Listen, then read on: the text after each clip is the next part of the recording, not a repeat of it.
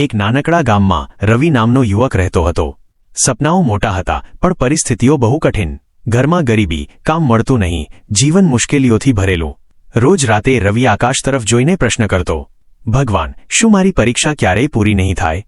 ગામના કિનારે એક પ્રાચીન ચામુંડા માનું મંદિર હતું. એક સાંજે નિરાશ થઈને રવિ મંદિરે પહોંચ્યો. આંખોમાં આંસુ, મનમાં ડર હતો.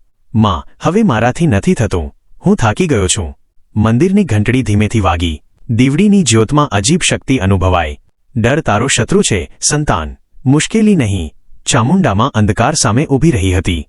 હવે હું ભાગીશ નહીં. રવિએ ફરી મહેનત શરૂ કરી. નિષ્ફળતા આવી, લોકો હસ્યા. દરેક મુશ્કેલી સામે માનું નામ લીધું. સમય સાથે રવિ સફળ બન્યો. આજે તે પોતાના પરિવારનો આધાર છે. ફરી માના મંદિર ગયો, કૃતજ્ઞતાથી, માં, તમે લડવું શીખવ્યું. ડરશો નહીં. સામનો કરો. માં સાથે છે. Thank you for watching.